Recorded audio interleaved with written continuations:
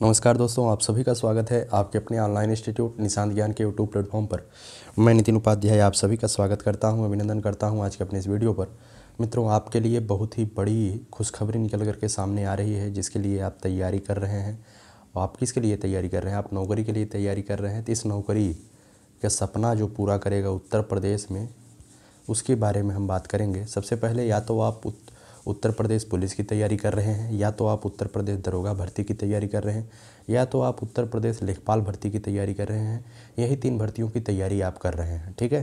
तीन भर्तियों पर उत्तर प्रदेश लेखपाल के बारे में तो पेपर में कटिंग आई है, मैं उसको दिखा देता हूँ। उसके बाद हम उत्तर प्रदेश दरोगा भर्ती की भी बात कर लेंगे, उसके बाद हम उत्तर प्रदेश पुलिस भर्ती की भी बात कर लेंगे, ठीक है।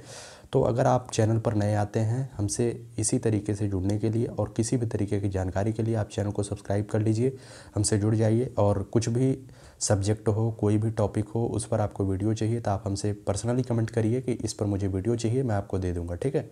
चलिए आज शुरू करते हैं आज का वीडियो। सबसे पहले बात करेंगे उत्तर प्रदेश लेखपाल भर्ती के बारे में। ध्यान दीजिएगा, खुशखबरी है। अधीनस्थ सेवा चयन आयोग की तैयारियां शुरू हो गई हैं। नए साल में होंगी 50,000 से ज़्यादा भर्तियां। अब 50,000 से ज़्यादा भर्तियां उत्तर प्रदेश अधीनस्थ सेवा चयन आयोग में होंगी, तो देख लीजिए क्या है, ठीक है। तो सबसे ऊपर जिसमें देखिएगा लेखपाल के इतने पद हैं 7,882। उसके बाद बेसिक शिक्षा के, उसके बाद अन्य पद हैं, ठीक है। तो इस तरीके से जो पद हैं कुल मिलाकर 40,000 से ज़्यादा पद हैं, ठीक है। तो उम्मीद है कि यह आगे भर्ती आएगी और उसमें आप सफलता भी पाएंगे। चलिए देखिए ये भर्तियां कैसे होंगी। ये भर्तियां जो है, आयोग के पास 40,000 खाली पदों का भर्ती प्रस्ताव पहुंच गया है। 10,000 से संशोधित प्रस्ताव पहुंचेगा, मतलब कि, ठीक है। तो आयोग नए साल में प्रारंभिक अर्हता परीक्षा कराएगा। ध्यान दीजिएगा, जो पीईटी का आयोजन है वो आयोग जो है नए साल में कराने का विचार कर रहा है, अप्रैल के महीने में। तो पीईटी के आयोजन के बाद ही इन सभी भर्तियों को निकाला जाएगा। उसके बाद मुख्य परीक्षाएं होंगी, अर्थात लेखपाल की भी अब परीक्षा डायरेक्टली नहीं होगी। इसके लिए भी आपको पीईटी से गुजरना पड़ेगा। उसके बाद आप जो है मुख्य परीक्षा में एलिजिबल होंगे, ठीक है। योग्यता के आधार पर आवेदन किया जाएगा। योग्यता तो आप सभी लोग जानते हैं, इंटर पास होना चाहिए लेखपाल के लिए। और हाँ, अब मैं बात करता हूँ लेखपाल के लिए जो योग्यता है, सबसे ज़्यादा योग्यता आपके लिए ट्रिपल सी निकल करके आती है।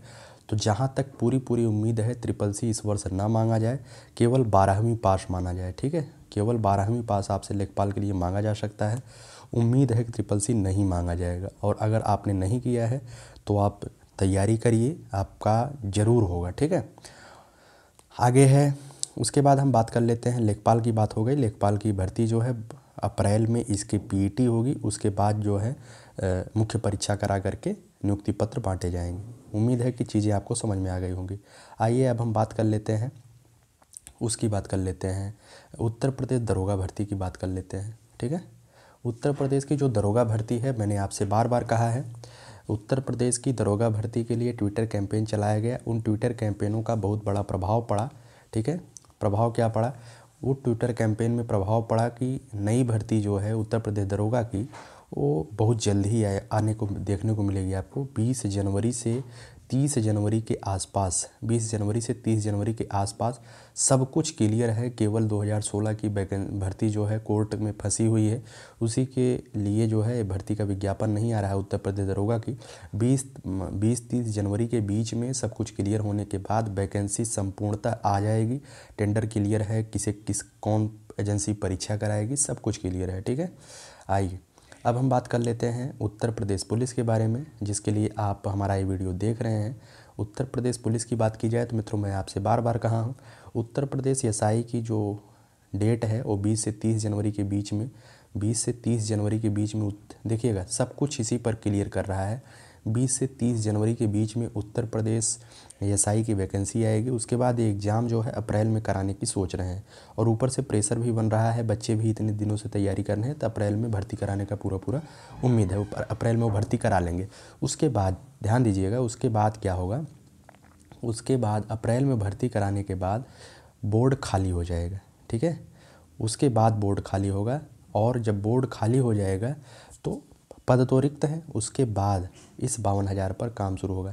जैसे भाई टेंडर की प्रक्रिया होगी, किसी कौन आयोग कौन सी कंपनी परीक्षा कराएगी, कौन सी कंपनी फिजिकल कराएगी, इस तरीके की थोड़ा सा पहली प्रक्रिया होती है, 1-1.5 महीने की प्रक्रिया होती है। जब यूपीएसआई का एग्ज़ाम कंडक्ट हो जाएगा उसके बाद भर्ती बोर्ड खाली, उसके बाद 52,000 पर काम शुरू होगा। और काम शुरू होगा तो अगर काम नहीं जल्दी से शुरू होता है उस पर भी हम लोग जो है ट्विटर का आयोजन करेंगे, ट्विटर कैंपेन चलाएंगे जैसे यूपीएसआई पर चलाया गया। लेकिन अभी नहीं, अभी क्यों नहीं, क्योंकि यूपीएसआई पर काम हो रहा है, ठीक है। भर्ती बोर्ड के खाली होने के बाद उसके ढीले रवैये पर ट्विटर कैंपेन चलाया जाएगा और 52,000 नई भर्ती के लिए मांग की जाएगी। और जब प्रेशर बनेगा तो जल्द ही 52,000 नई भर्ती दी जाएगी। आप सभी लोग जानते हैं जो जेल वार्डर का एग्ज़ाम हुआ है, ध्यान से दीजिएगा, जेल वार्डर का जो एग्ज़ाम हुआ है उसका देखिएगा 19-20 तारीख को एग्ज़ाम हुआ और 23 तारीख को उसका क्या दे दिया गया, 24 तारीख को उसका दे दिया गया आंसर की दे दिया गया है। तो इतना आप समझ लीजिएगा, ये जो आंसर की इतनी जल्दी आया है, रिजल्ट भी बहुत जल्दी उसका आएगा और बहुत जल्दी उसका सब कुछ प्रक्रिया समाप्त करेंगे। क्यों करेंगे, क्योंकि भर्ती बोर्ड खाली होना चाहता है, ठीक है। अब भर्ती बोर्ड आंसर की दे करके खाली हो गया, अब कंपनी उसका रिजल्ट डिक्लेयर करेगी, कैसे क्या होगा वो अलग कंपनी करेगी, लेकिन भर्ती बोर्ड अब खाली है। अब यूपीएसआई पर काम करेगी, यूपीएसआई पर काम करने के बाद यूपी पुलिस 52,000 पर काम होगा, ठीक है। अगर आप लोग दरोगा उसकी तैयारी कर रहे हैं, लेखपाल की तैयारी कर रहे हैं, तो लेखपाल की तैयारी आप शुरू कर दीजिए, आपके पास मौका है। और यूपी पीईटी, जो पीईटी है प्रारंभिक एलिजिबिलिटी टेस्ट, वो ज़रूर होगा और वो अप्रैल में होगा इसका आयोजन। और बिना इसके आप लेखपाल की या उत्तर प्रदेश अधीनस्थ सेवा चयन आयोग की कोई परीक्षा नहीं दे पाएंगे। तो जैसे उत्तर प्रदेश में टीचर बनने के लिए टीईटी अनिवार्य है, वैसे उत्तर प्रदेश में नौकरी पाने के लिए अधीनस्थ सेवा चयन आयोग में पीईटी अनिवार्य हो जाएगा। अगर आप पीईटी क्वालिफाई करेंगे तभी जा करके आप मुख्य परीक्षा में बैठेंगे, ठीक है। तो आप पूर्णतः तैयारी में लग जाइए, इधर उधर की बातें न करिए। और अगर आपको वीडियो अच्छी लगती है तो आपसे मैं बार बार कहता हूं, आप हमसे जुड़ने के लिए चैनल को सब्सक्राइब कर सकते हैं। चैनल को सब्सक्राइब करिए और कोई भी दिक्कत, आपको किसी भी पॉइंट में कोई भी दिक्कत होती है तो आप कमेंट ज़रूर करिएगा। मैं आपसे बार बार कहता हूं कमेंट करने के लिए, आप कमेंट करिए, उसका 110% रिप्लाई आपको दिया जाएगा, ठीक है। तो मैं क्यों आया हूँ यूट्यूब पर, आपके सहयोग के लिए ही आया हूँ। जो चीज़ें मेरे पास आएंगी, जो चीज़ें मुझे जानकारी मिलेंगी और जो मैं पढ़ा सकता हूँ, जैसे कि मैं हिंदी पढ़ा रहा हूँ, यूपी स्पेशल दे रहा हूँ, जो चीज़ें मेरे अंदर हैं मैं वो देने का प्रयास भी करूँगा और आगे जो है बहुत अच्छे लेवल पर करूँगा, ठीक है। तो लेकिन आपका सहयोग मिलेगा तभी ना। तो उम्मीद है चीज़ें आपको समझ में आई हैं। अगर आपको समझ में आती हैं और अच्छा लगता है तो वीडियो को लाइक ज़रूर कर दीजिएगा, ठीक है। मेहनत मैं आपके लिए कर रहा हूँ, वीडियो को लाइक शेयर सब्सक्राइब आपको करना है। धन्यवाद आप सभी का हमसे जुड़ने के लिए, ठीक है।